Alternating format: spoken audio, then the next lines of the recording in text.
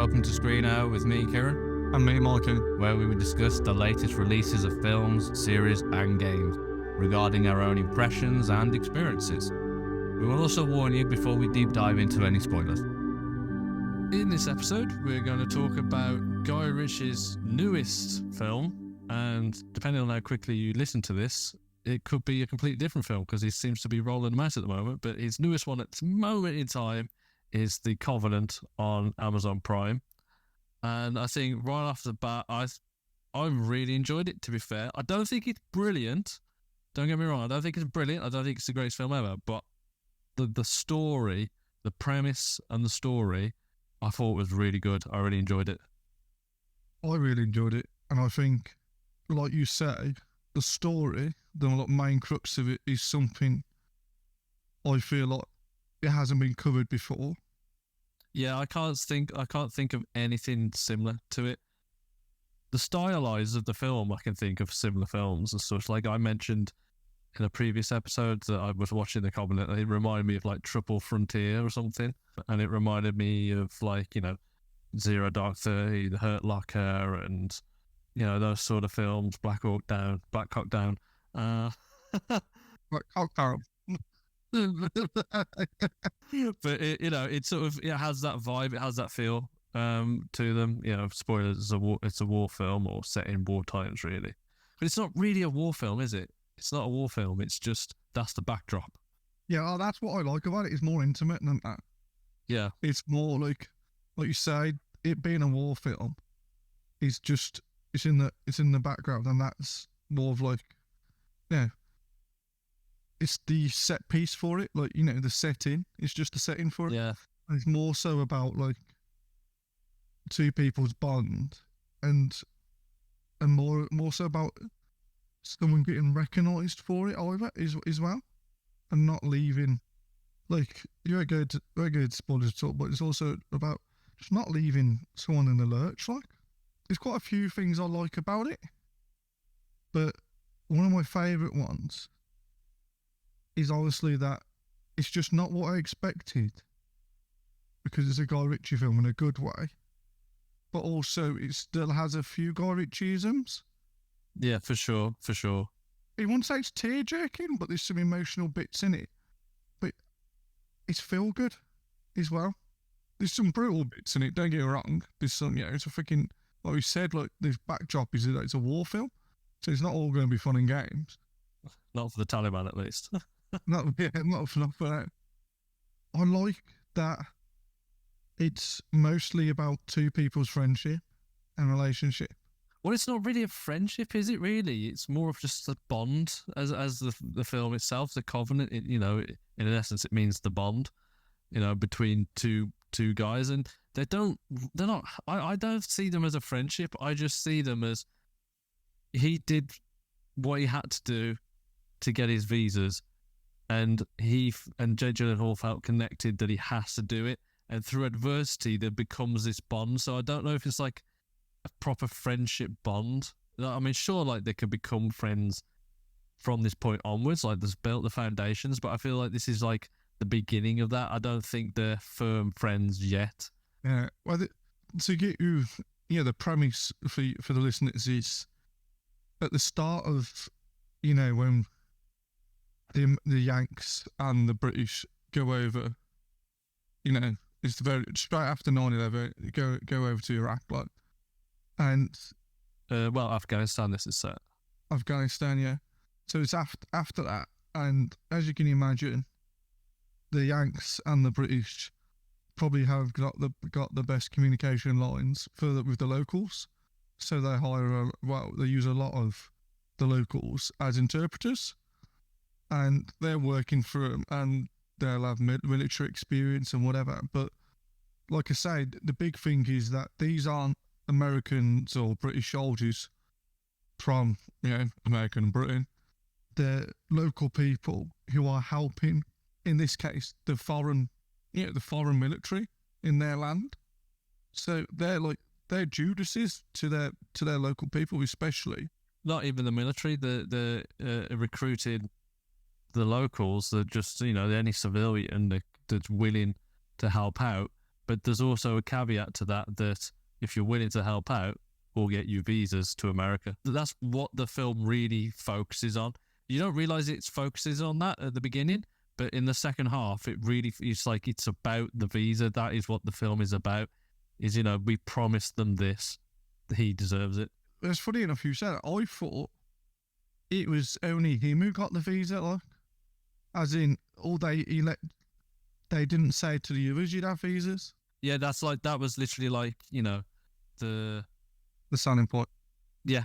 The selling point for him is if you help us out, turn on, obviously the Afghans not all of them will support the Taliban, but a lot of them were tolerant of them or whatever. But it's like, look, we can get you out and give you a safe haven. If you help us out, we'll get you visas. And right at the end of the film, it mentions some odd thousands of interpreters were used, and they're all still stuck there because, was it? I can't remember if it was Obama. Literally just pulled all the troops out. Literally next day, pulled everyone out, and was that's it. We left Afghanistan and left all the interpreters there. And a lot of them have been captured, killed, beheaded by the Taliban. And that's basically what this film is shining light on. That situation, because I think the film itself is set in 2017. Yeah.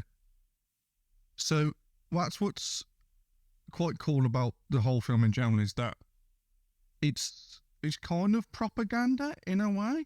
Yeah. In the sense that, war and war bad. It's war bad, but in the age old, display of there's good sides of both people who fight a war, and not so much. Yeah, obviously, what's his name? What's the main character's name? It's not Mohammed, is it? No. I can't remember the main character. Is it Ahmed? Ahmed. I know it's Dar Salim is the actor. Dar Salim. Yeah, and Dar Salim smashes it, by the way. But most of it is about, like we say, is propaganda. It's that, his sound, Jake Gyllenhaal's, they're all people in their own right type of thing. And, just because you're on the other side of the line doesn't mean, you're a monster. And there's a bit even in it where one of the Yanks says to Salim's character, he says, "Oh, we're not all monsters," type of thing. I say, because you were mentioning the beginning of the film, the beginning of the film is you just see them doing, regular patrols, and their job is to find Taliban ordinances. Is that right? And they stop this convoy and they're checking them out, and then I've got an interpreter speaking with the guys in the truck, and something's fishy. Next thing you know, something goes down and they lose their interpreter. So they need a new interpreter. And that's when the character, Dar Salim's character, comes in, and he's a wild card. He's difficult to work with, but Jake Gyllenhaal's we'll take a chance on him, sort of thing. He says things that upsets the status quo, but he is 100% fucking right?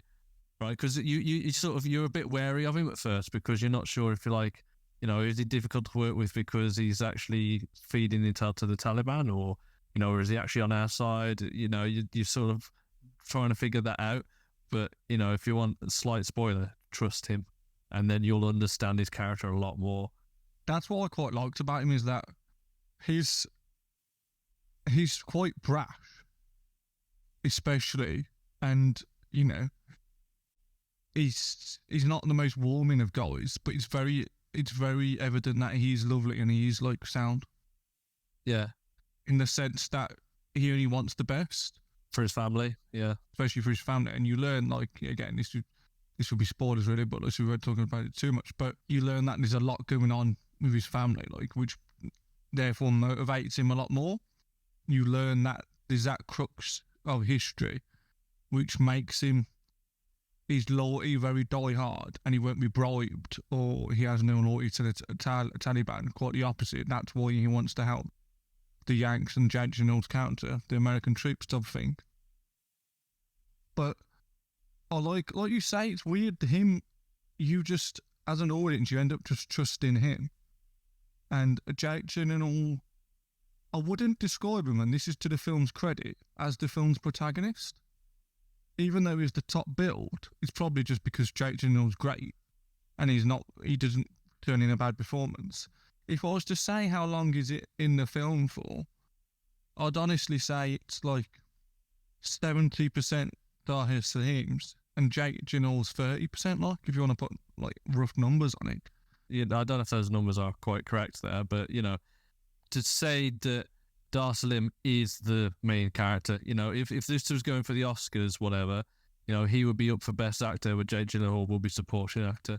Because you think Jake Gyllenhaal is, as you say, the main protagonist, but he's not. Dar Salim absolutely steals this film. He steals the film in the sense that he is the main character. Like, you're following his story, but he absolutely, I'm sorry to Jake, but he absolutely outperforms Jake. Like, he is like the best thing in the whole film, to be honest. I mean, yeah, it's great to see a bit of Anthony Starr in there and Johnny Lee Miller, but the Dar Salim absolutely just wipes the floor with everyone in that film. He's so good. I think it is really good. I think it's just because the nature of his character and like how it's written, like he's, like you say, he really gets to smash it. Something really random in it is that it is like Johnny Lee Miller. It is the guy from Sick Boyfriend, from Trainspotting, and the guy from Elementary. You know, but he looks so different. He looks so old in it. Yeah, and he sounds different as well. But yeah, exactly. But he is so cool in it. Anthony Starr, Homelander / like Lucas Hood Banshee fame. He's Anthony Starr. Like he's quite charming but brutish. Yeah. It's like, it's, you know, the range from his character in this to Homelander is, whoa, completely different people. It's like, oh yeah, it's acting, that's why.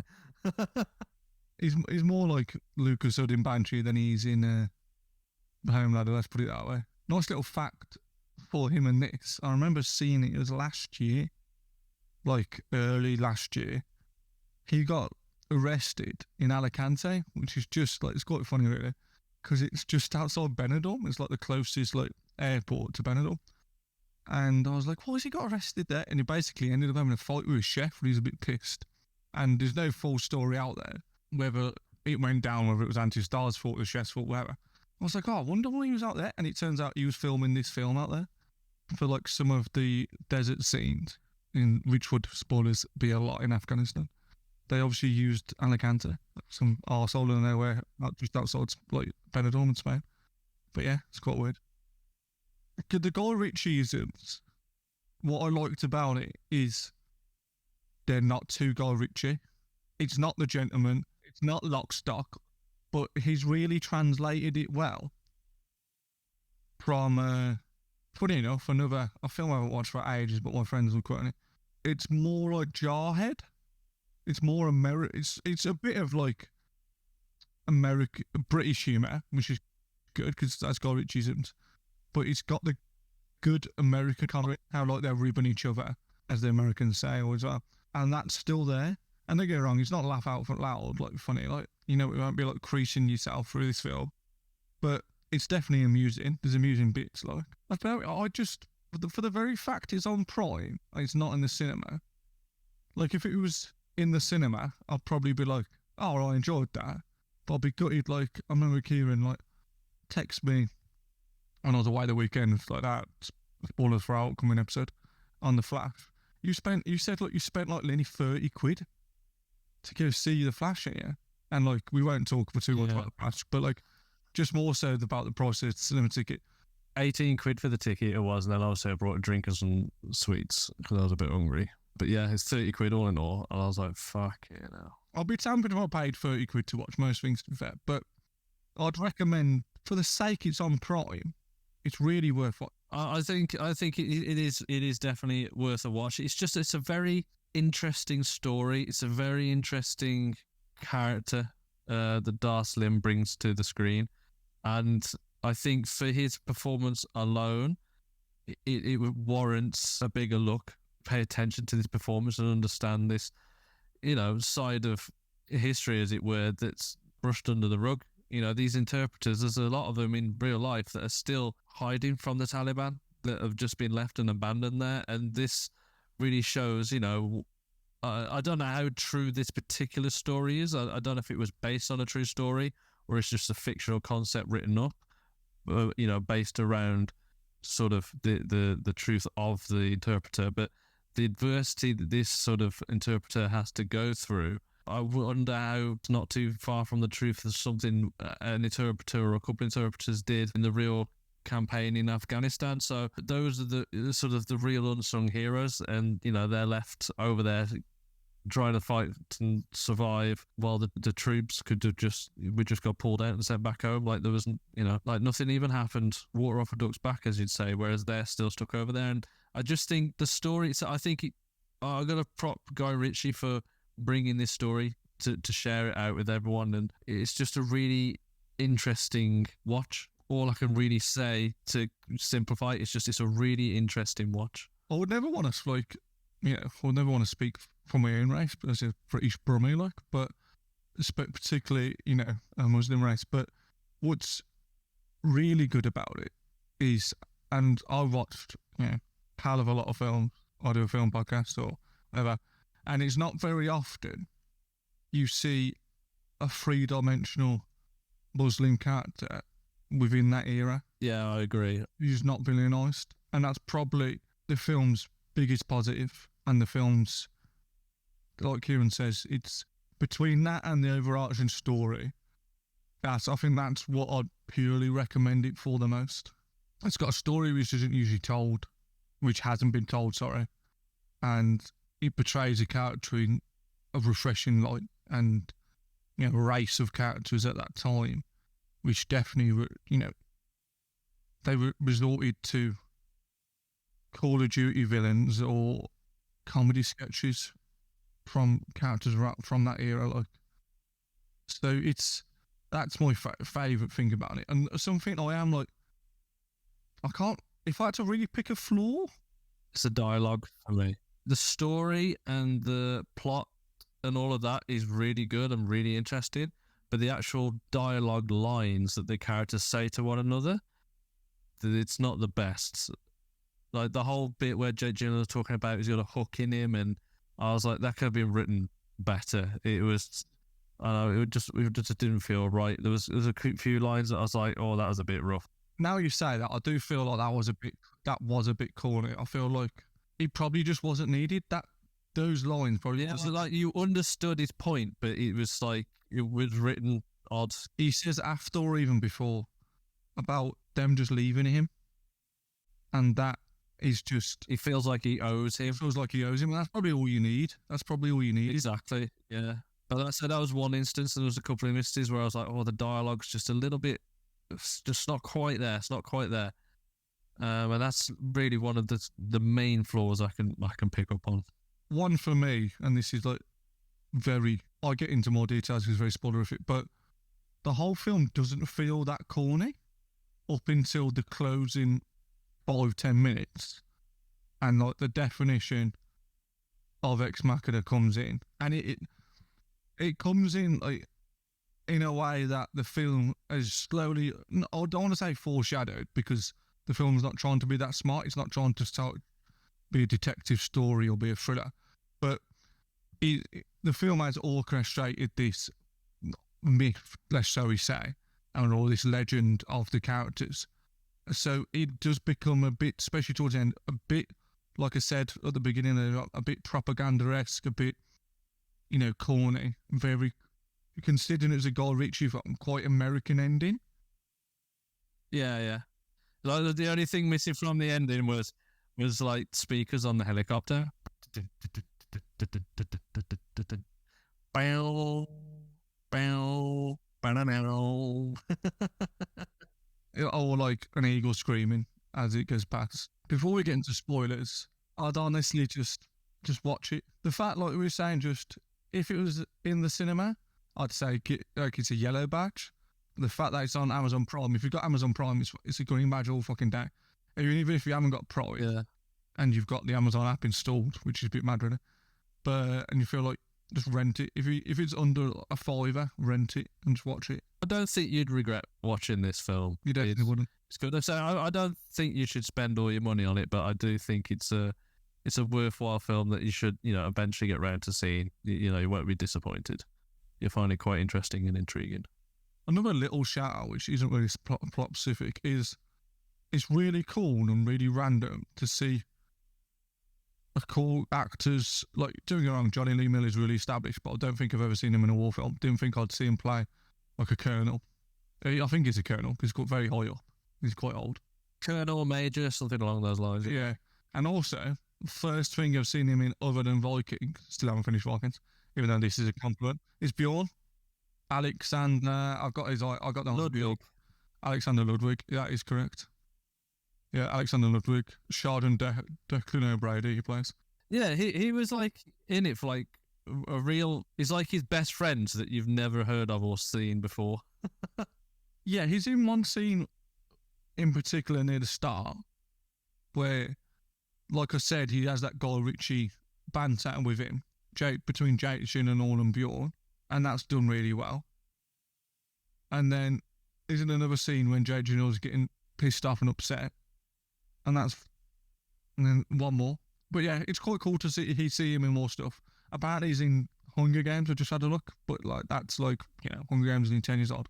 Wow, it is 10 years old. It was Hunger Games Catching Fire. So yeah, 11 years old. The Hunger Games 2012. He was in the original one. I think he's probably, you know, one of the fellow kids, if you catch my drift. And he's in Bad Boys for Life. I tell you, yeah, he's in Bad Boys for Life. He's in like the new age Bad Boys. But when I watch Bad Boys for Life, great film, man. Bad Boys, solid trilogy, yeah. You think Bad Boys for Life was a really good film? Yeah, Bad Boys for Life is a great film. So I thought it was all right actually, but I didn't think it was a great film. It's a fun film. All right, great's probably a bit much, but it's a fun film. Like it's a fun film. It's a fun, right. Doesn't Will Smith get shot and then he's like out of action and he has to like it gets wrecked in the beginning. Yeah, and it's like, yeah, I won't spoil it. But like, yeah, it's good. And the person who shoots him is like has huge ramifications for the main part. But spoilers for the film, we're actually talking about The Covenant. Before we get into the juicy spoilers, we'd like to take a moment to thank you for listening to us. And to help further our aspirations, we would forever appreciate it were you to like, subscribe and follow us on your preferred platforms. You can find us on YouTube, Spotify, Apple and Instagram with our handle ScreenHour. And if you'd like to participate in an episode, leave your thoughts on what you'd like to see us cover next. Now, time for those spoilers. You have been warned. When I mean propaganda at the end, it's like maybe an AC-130. It reminds me of Call of Duty AC-130.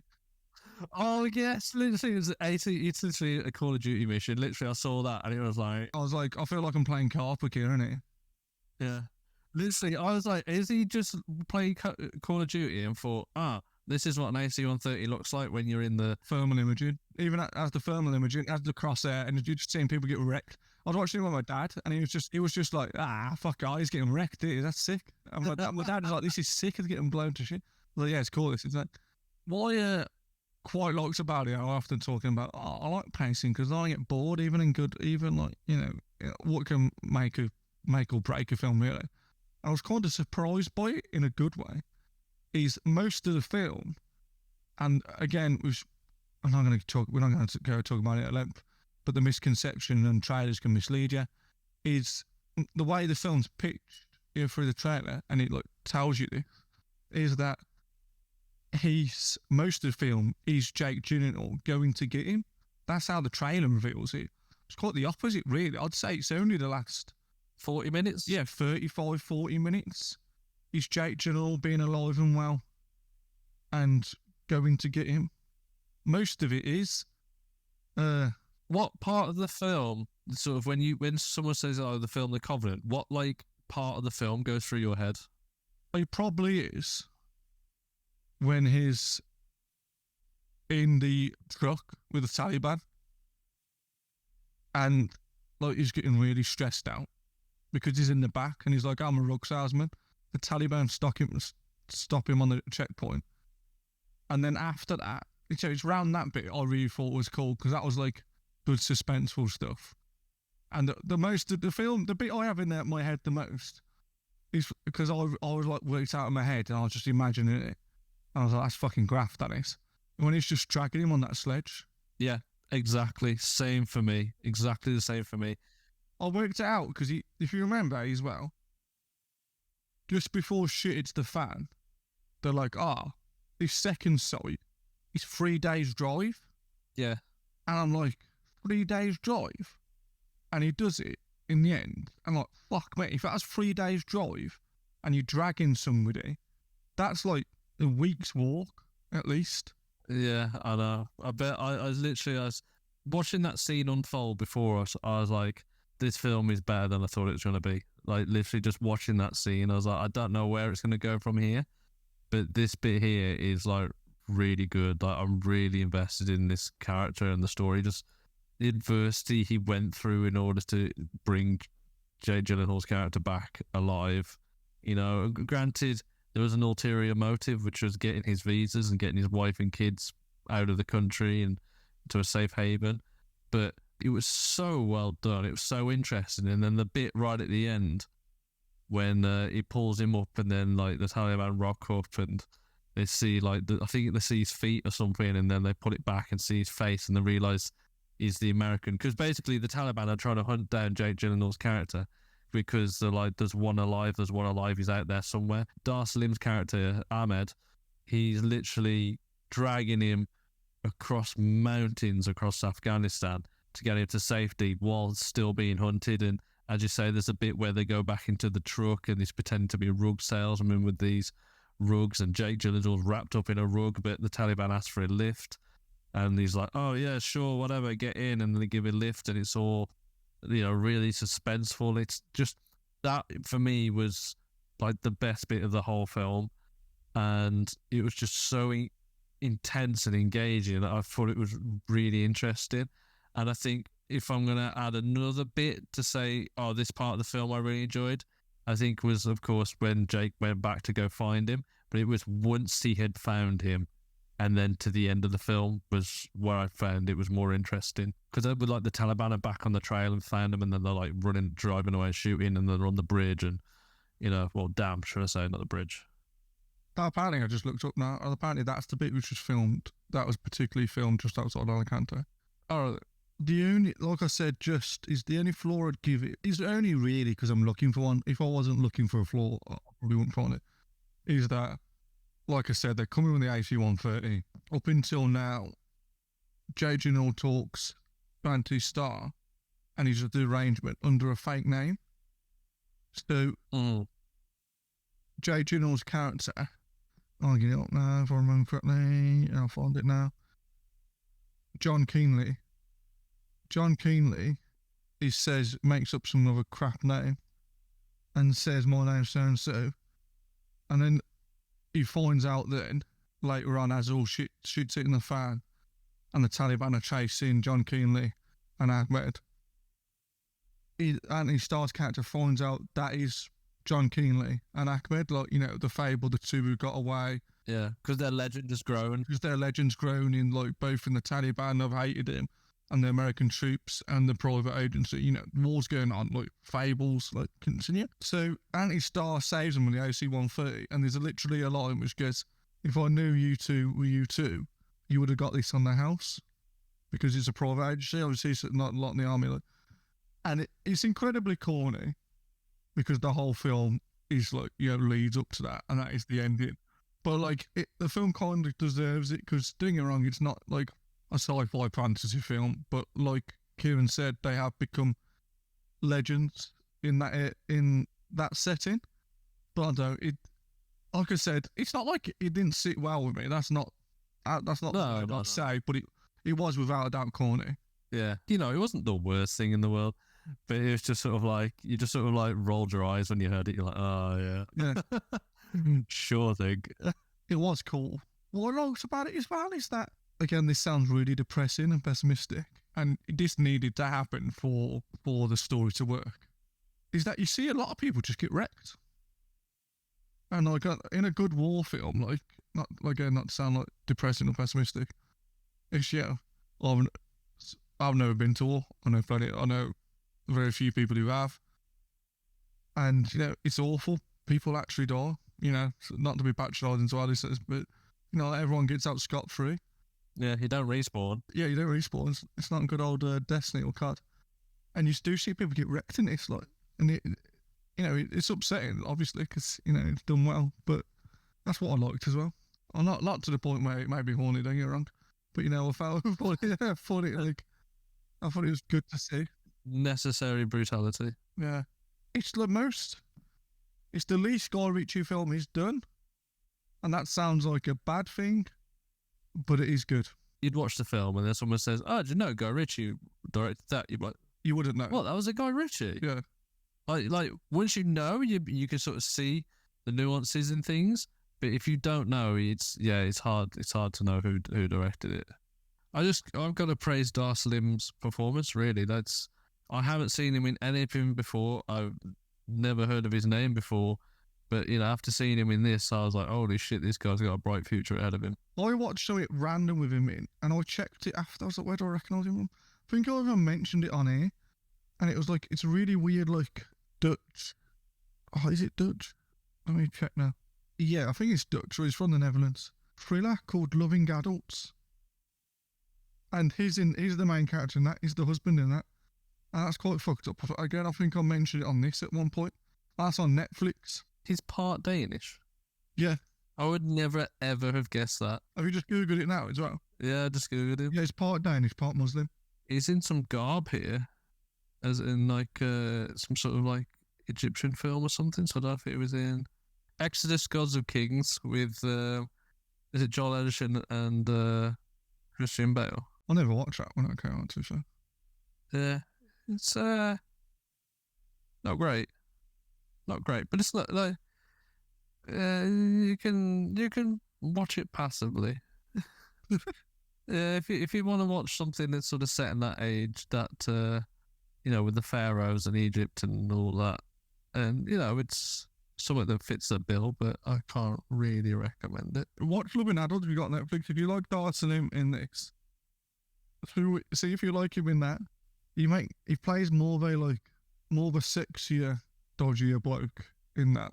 I won't spoil it, but yeah, that's weird. It's totally different. More quite surreal, dodgy thriller eyes. But that's all our thoughts on good old The Covenant. Quick thing I've got to suggest people watching. It's more of an overview, really, on and a review as a whole. I was Apple TV. I've had Apple TV for the last, I want to say 3-4 months. And it's mostly, I got a 6 months free with my good old shout to EA with them. So most of the stuff I've been watching on there because I want to make the most of it. And they don't seem to have a lot, but the things I've watched on Apple TV are like really good quality. TV shows, I've watched Sword Ted Lasso, we'll probably do an episode on that.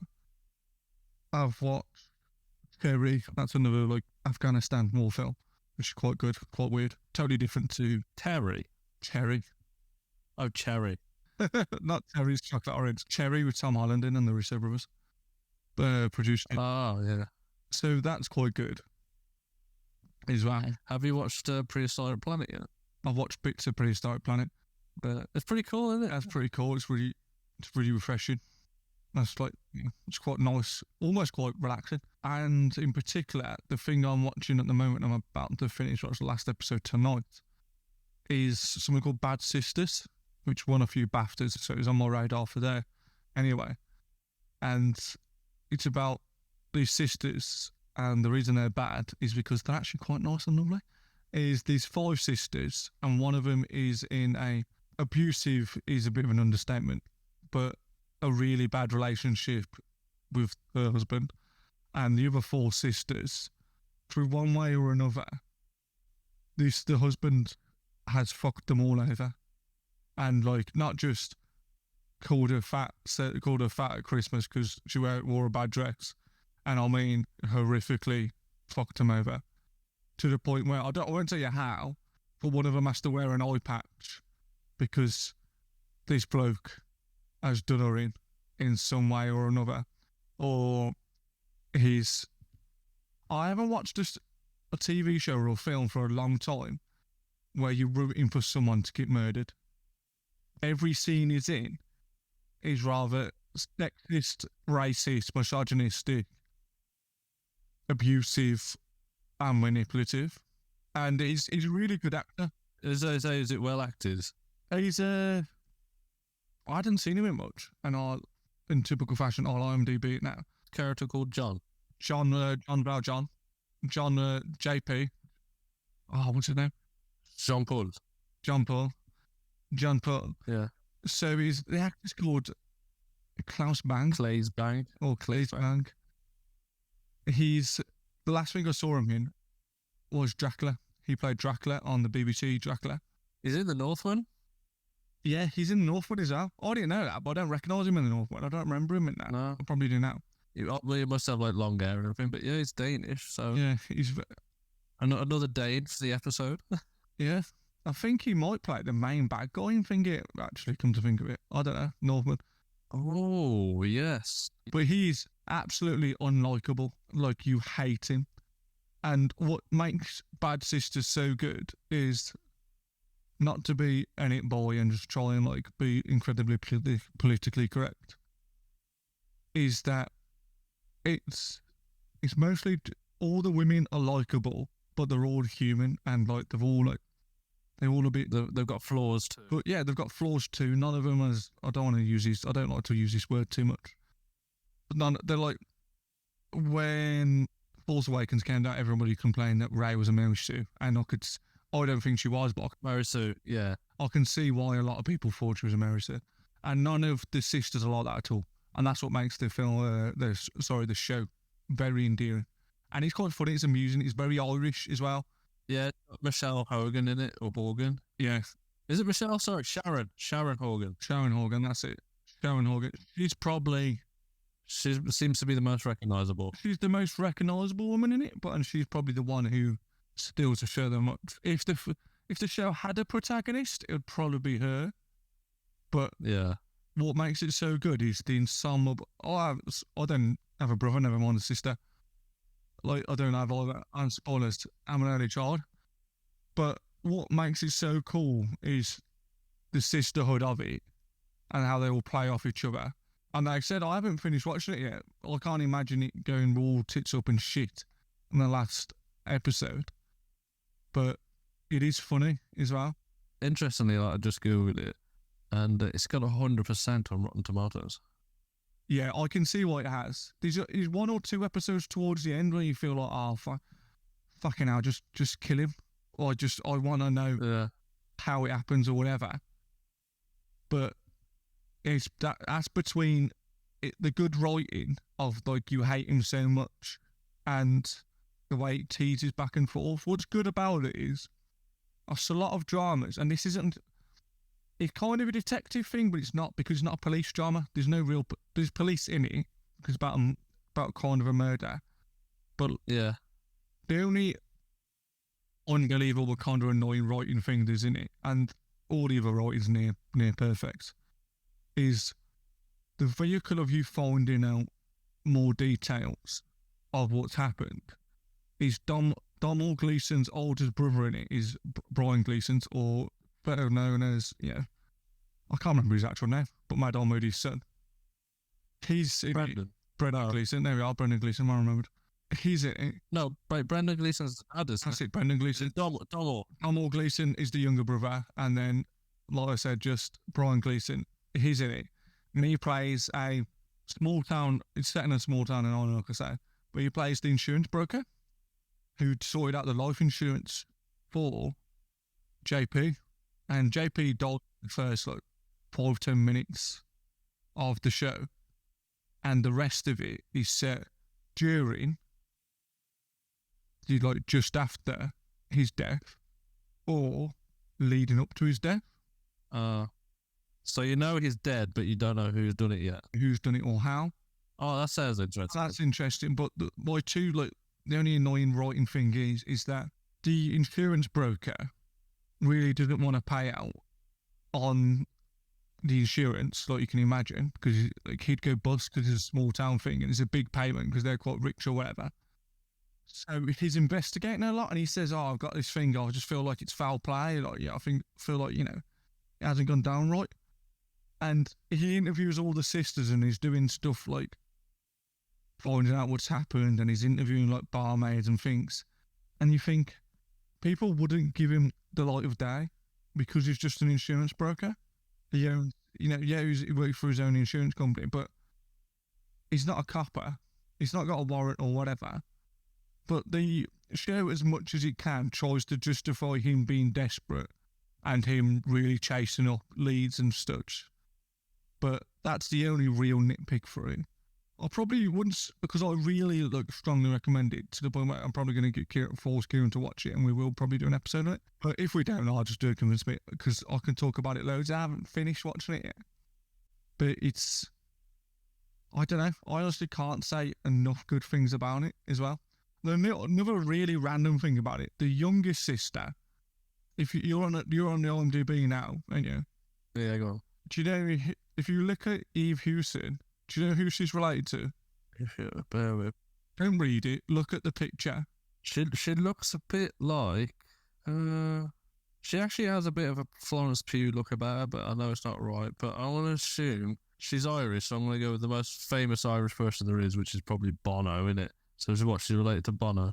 Correct. She's Bono's daughter. She's Bono's daughter. No joke. Why is he called Hewson? No joke. Well, What's Bono's name? Hewson is an Irish actress. Her first major role is in drama This Must Be the Place, 2011. She played Nurse Alkin in Steven Soderbergh's TV series The Nick. I don't remember that. Hewson was born in Dublin, the second daughter of actress Ali Hewson and U2 lead singer Bono. Well, Bono's name is Paul. Paul Hewson. But yeah, how mad's that? It brings me to my point, really, is that she's a good actor in her own right. Yeah, it probably originally, when she first started acting, I imagine, being Bono's daughter definitely opened some doors for you. But no, she's a good actress. So, what I can recommend, this is a little something different, but I'm going to recommend a podcast episode. So, well, we don't. If you listen to stuff, you can then listen to us. Yeah, so you can listen to us, but I think the likelihood of us getting this guest on our podcast is quite slim. But there's a podcast out there called Inside of You with Micheal Rosenbaum. I like him, I do. And he's done a podcast episode with Sean Gunn. No, fucking not Sean Gunn. James Gunn. I keep calling him Sean Gunn. It seems to roll better than James Gunn. But he's done an episode with James Gunn, and basically it's only a couple of weeks old now. So he's talking about all of Guardians of the Galaxy and Marvel, and now he's transitioned to DC and just all of that. And James Gunn is so insightful. And I've been following him on socials for years and years now. I think since the first Guardians, I think I started following on socials because he posts things that really dive into how things are done behind the scenes. So you can, he'd show like a script, and then he'd show like, oh, these are my drawings for the characters in a film. Like, as an example, we use Guardians of the Galaxy 3. He's like, here's the sketch drawings of Lila, Teef's floor. And he's showing like storyboards, isn't he, and stuff like that. Like, yeah, they're showing off the storyboards. He's showing off colour palettes. He's showing off costume designs, ones that didn't make it, the ones that did make it, set designs. He'd introduce you to people from behind the scenes, and this is Kelly, and she does this. This is Julia, and she does that. And he's so like, the stuff he produces and shares with everyone is so insightful. It's really interesting because that's a side of the world that we want to know more about, but nobody seems to share it. So it's really interesting. And the podcast himself, he really opens up, and he really talks about, what was it like when Marvel fired you over those, tweets he did, and he spoke about that. And then, he spoke about his ideas for DC moving forward and what it was like working with Marvel, and even, doing a bit of Scooby-Doo work, back in the early noughties and stuff like that. But, and it's like his progressive journey and that. And that's just fine. He's such an interesting bloke. And I am rooting for him. I hope he does well with DC. And his idea of storytelling is so captivating as well. When you understand his standpoint and where he's coming from, you really sort of understand his viewpoint. And you're like, oh, he's done it like this because of this. Nah, that makes more sense. And that's why I appreciate this more. I needed to be a bit more in that headspace. And those things he was talking about, it's how people are complaining about superhero fatigue. And he says it's not so much superhero fatigue, it's just that every film these days seems to be the exact same. He says if you're going to make a film, it says it needs to be necessary. The character needs to go on a journey. There needs to be stakes involved. He says with DC, he says he doesn't want to do what Marvel's done by just throwing films out there constantly trying to get money in the box office and all that. He says if we're going to tell a story, it's because we have a story to tell. He says we're not going to overdo it. We're going to be sensible about it. And I hope that's true. I hope he's not just saying that, because that's the one thing me and Mikey, we do agree on is I'd rather see, one DC film every 3 years than see 3 DC films in 1 year and they're all shit, but the one that's done every 3 years is like absolute god tier. If I've got to wait 3 years for a god tier film each time. I would say that honestly about every film. Yeah, it doesn't have to be comic books, but yeah. In particular, that type of genre. But I feel like for what it's worth, inside of you, like, I don't think I've watched many whole episodes of it, but like a Rosenbaum's, he's had everybody on, and they're all like, he seems to be like on Louis Theroux level of being good at disarming people for them to open up. Yeah.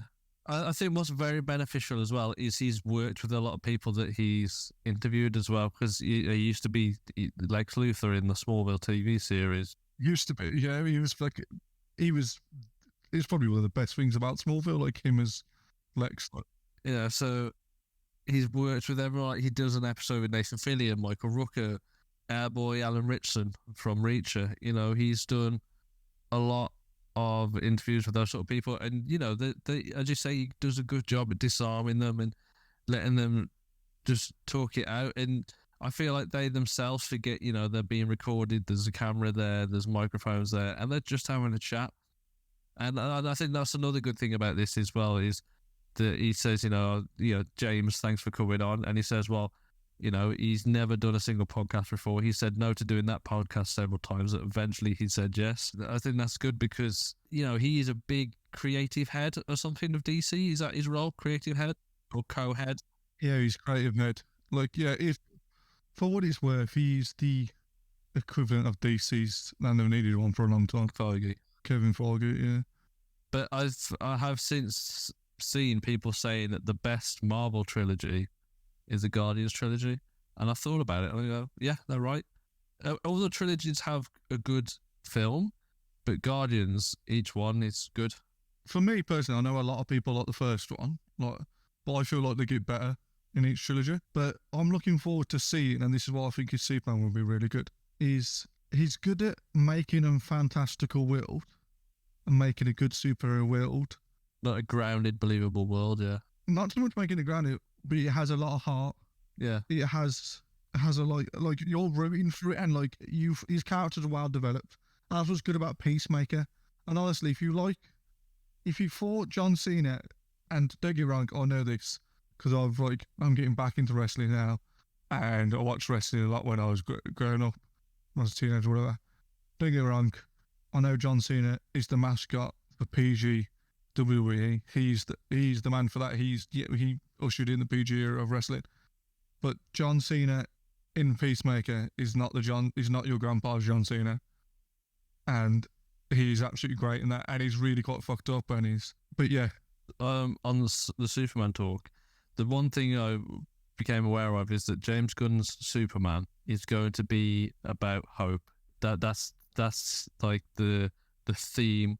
Whereas Snyder's is more about the darkness of Superman, the way his Snyderverse was going is that, Superman was going to lose Lois and he was going to turn basically evil. I don't know what an evil version of Superman's called. I don't know what it says in the comics, but, an evil version of Superman. Whereas James Gunn's version is going to be looking at the light side that, he's a symbol of hope and really sort of drive that home. And I'm all for the dark. Like, I really enjoyed the Snyderverse for what it was. I enjoyed the darkness of it, and I would love to have seen where that would have gone. But I'm interested now to see like the lighter side. I think it just alluded too much. Like you said, it was towards the end of the Snyderverse. It was more so like the Injustice comics. Like, what would happen if Superman snapped because Lois died, and then he essentially becomes a dictator because he would stand up to Superman. It kind of came like that. It was more so like at the beginning, especially Man of Steel, and the very it's 10 years old. That the Kevin Costner on the highway, he doesn't get saved, and it's more so. And that's what I quite like that scene, to be fair, and it was really good. One of my favourite scenes in any films, to be honest, is just. I mean, there's a bit like that in The Flash. There's a bit of a moment like that. Superman's got to have broad shoulders, and it's more so like you say, more so. Oh, it's fucking hard being Superman. It's not all just fun and games. To like really lightly paraphrase like the message of Man of Steel, and I hope is like you say. Hope is that it's a main factor, because there's not a lot of that in the Man of Steel, despite me quite liking it. Like you say, I quite like. Yeah. I like elements of Batman versus Superman, but Batman versus Superman is a flawed film. Justice League's Whedon's cut. He tried to make Avengers with Justice League with pre-existing Snyderverse characters, which didn't work. But I don't know. We won't go into that too much. But I'm just really interested. It's like I just want to hurry up, get these films out of the way, and just see what James Gunn's going to do. Yeah. I'm looking forward to see what's coming. Because I don't think it's coming out until what, 2026 or something is. Even The Flash, like, it's best thing about that looks like to me is Micheal Keane. And I don't even know how long he's in it. Like, I'm looking at Kieran's face now. He's like, he's twitchy. Micheal Keane might turn out to be in it for fucking 10 minutes. I'll be tamping. Isn't it enough to warrant knowing that he's in it? Is it a fair bit? I'd say. Oh, good. And Ezra Miller's not as annoying. Like, there are some good moments with Ezra Miller, but it is difficult. The biggest problem is it's CGI. It's so rubbery. It's so bad. No, that's next week's episode. Yeah. Are they even doing Aquaman 2? I heard they're doing Aquaman 2 before James Gunn does his slate. I know they scrapped Wonder Woman 3. I know that's been scrapped, but I don't know about Aquaman. And apparently, I know they have spoke about this a few times. Is the Batman, as in Robert Pattinson? Shout out to our first episode. That's gonna stay its own thing, like James Gunn's universe. Yeah, I think it's going to be separate of the universe, the Matt Reeves Batman. Yeah, because I think there's talk of Jensen Ackles being Batman in this new one. But to be honest, with the way that The Flash ends, I want to see that person become Batman. No joke, I lost you for about a minute then. All I heard was that person become Batman. And we'll leave it at that. But thank you, as always, for listening. Yeah, we appreciate it, as always. We appreciate you. And we appreciate you appreciating us, appreciating you.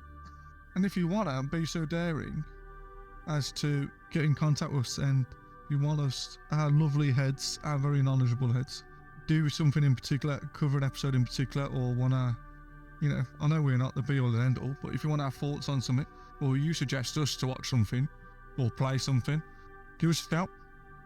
We'll have a look. Anyway, we will catch you guys in the next one. Goodbye. Bye.